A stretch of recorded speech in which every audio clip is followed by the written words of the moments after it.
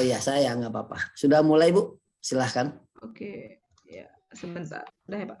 Oke, selamat siang Pak Fajin. Selamat siang, Bu. Ya, bagaimana kabarnya hari ini? Alhamdulillah sehat, Bu. Terima kasih. Semoga Ibu juga sehat. Iya, syukur ya. Apa itu namanya? Ini mudah-mudahan kita semua sehat dan bisa masih mengikuti Ya. kegiatan selanjutnya. Nah, sekarang Pak Fajin mungkin ada yang ingin disampaikan terkait dengan rencana pengembangan kompetensi yang Bapak bisa lakukan ke depannya. Ya, rencananya saya sendiri ingin mengembangkan bagaimana sebuah proses pembelajaran yang menarik, ya, yang berbasis kompetensi saya sendiri yang bisa diaplikasikan ke pembelajaran saya sehari-hari di kelas, Bu, gitu, kepada para siswa-siswi dan kepada rekan-rekan sejawat juga.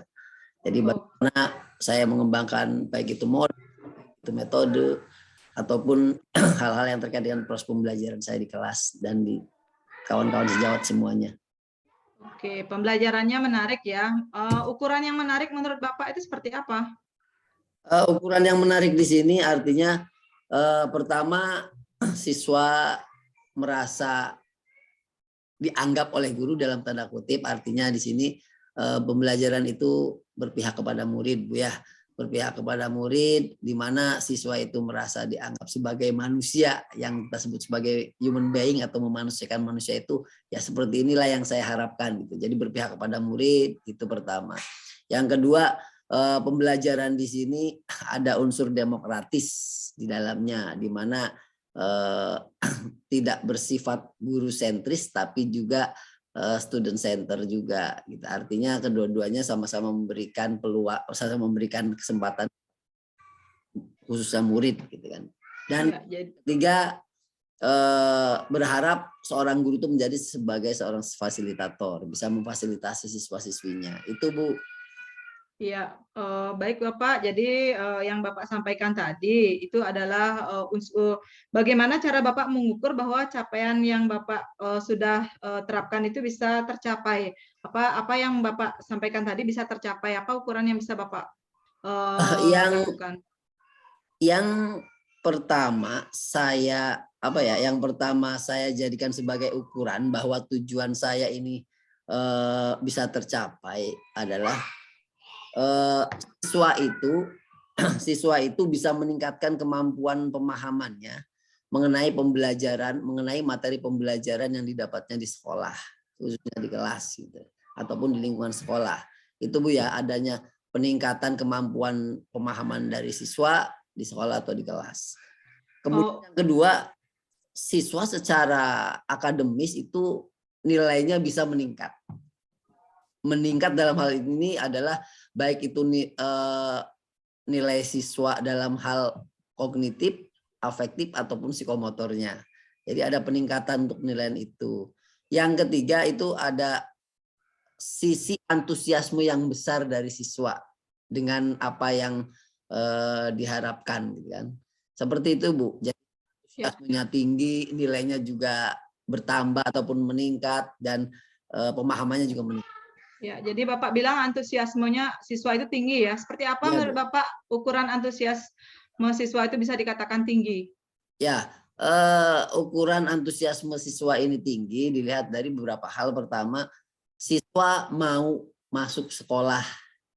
Itu, Bu. Siswa mau masuk sekolah dan masuk ke kelas. Itu yang pertama. Karena mau bagaimanapun kan ketika siswa sudah tidak menyukai, sudah tidak senang dengan pembelajaran yang dilakukan, maka dia kemungkinan besarnya juga akan merasa enggan. Itu pertama. Yang kedua, di sini yang kedua, antusiasme itu diukur dari aktif tidaknya siswa di kelas, Bu. Aktif tidaknya siswa di kelas. Kalau pembelajaran itu menarik, penuh menumbuhkan antusiasme siswa, dia pasti akan interaktif, itu ya. Jadi itu yang ukuran dari saya sebagai sisi antusiasme siswa itu seperti itu, menarik dan siswa mau masuk sekolah. Oke, Pak Fajin. Nah, apa yang Bapak rasakan perlu dikembangkan dalam 3 bulan ke depan agar tujuan Bapak itu bisa tercapai? Apa yang Bapak bisa kembangkan? Yang bisa saya kembangkan pertama jelas saya ingin untuk mencapai tujuan ini saya ingin melakukan koordinasi ya Bu, melakukan koordinasi dan juga melakukan kolaborasi dengan sesama pendidik, koordinasi dan kolaborasi dengan rekan sejawat dalam hal ini Bu. Bagaimana kita sharing ilmu, sharing kompetensi dan sharing wawasan kita sendiri mengenai pembelajaran. Karena dari sharing ilmu dengan rekan sejawat, kolaborasi dan kerjasama tersebut itu akan bisa menumbuhkan kemampuan dan pemahaman saya pribadi dan yang nanti akan berimbas pada pembelajaran siswa di kelas. Begitu juga dengan teman-teman sejawat ataupun rekan sejawatnya sama Bu. Seperti itu Bu. Itu yang pertama Bu. Yang kedua ya saya ingin menerapkan ini secara konsisten. Saya ingin menerapkan ini secara konsisten Bu. Itu saja di sekolah, minimalnya di sekolah atau lingkungan kita yang terdekat. Itu Bu. Oke, ya. Jadi Bapak bilang tadi ada kata koordinasi ya. Koordinasi seperti apa yang akan Bapak lakukan dengan teman sejawat? Mungkin bisa diceritakan. Koordinasi di sini artinya bagaimana saya mencoba sharing dengan melakukan misalkan pertemuan-pertemuan dengan rekan sejawat, baik itu di dalamnya itu melalui forum-forum pertemuan guru resmi seperti kalau di SD itu ada KKG ya, ada KKG yang diambil mungkin per kecamatan. Kemudian kalau di SMP atau SMA itu ada istilahnya MGMP. Nah, itu kita bisa diurun rembuk di dalam organisasi seperti itu. Artinya kita sharing di dalamnya karena itu kan organisasi khusus profesi kita sebagai guru di dalamnya. Jadi kita melakukan kegiatan-kegiatan sharing segala macam di organisasi seperti itu untuk bisa menghasilkan kompetensi yang lebih baik dari sebelumnya. Oke, grup KKG ya Bapak ya. Jadi koordinasinya Ya, dalam KKG. ya kegiatan KKG. Nah, sekarang dukungan dari siapa yang Bapak perlukan agar tujuan Bapak itu bisa tercapai, perencanaan yang Bapak sampaikan tadi itu bisa tercapai? Dukungan yang saya perlukan dalam hal ini sebetulnya ada beberapa pihak yang saya merasa saya butuh itu. Pertama dari siswa itu sendiri. Mau tidak mau itulah subjek pembelajaran dari hakikat belajar itu sendiri. Dari siswa harus mendapat dukungan dalam bentuk apa Ibu? Di sini dukungannya saya harapkan itu dalam bentuk kemauan mereka yang tinggi untuk bersekolah, untuk belajar, dan untuk menggali ilmunya di sekolah. Kemudian kedua dukungan dari guru-guru. Guru-guru di sini bisa dari guru-guru di sekolah saya sendiri ataupun rekan-rekan sejawat di luar sekolah saya sendiri gitu. Nah, ini dalam bentuk apa? Dalam bentuk sharing ataupun dalam bentuk kerjasama diskusi dan lain-lain. Ketiga dari pihak komite sekolah, Bu. Dari pihak komite sekolah ini perlu juga sangat penting bahkan. Kenapa? Karena berkaitan dengan orang tua murid. Kita butuh dukungan mereka. Dukungan dalam hal ini adalah dukungan bagaimana orang tua murid bisa memberikan bisa memberikan bantuan dalam bentuk dukungan dalam bentuk bisa hal apapun Bu ya. Minimalnya kalau kita menginformasikan kepada mereka, mereka bisa mendukung dalam bentuk hal apapun lah, karena itu nanti dibicarakan di komite sekolah. Yang terakhir itu dukungan yang tidak kalah penting dari kepala sekolah. Kepala sekolah ini wajib karena pemimpin kita di unit organisasi, makanya kita butuh bantuan beliau untuk mengiyakan dari rencana yang sudah saya susun ini, supaya berhasil dan bisa berjalan dengan lancar. Oke, sejauh ini apakah kepala sekolah di sekolah Bapak sudah ada memberikan respon terhadap apa yang sudah Bapak lakukan? Sejauh ini kepala sekolah saya sudah memberikan respon dengan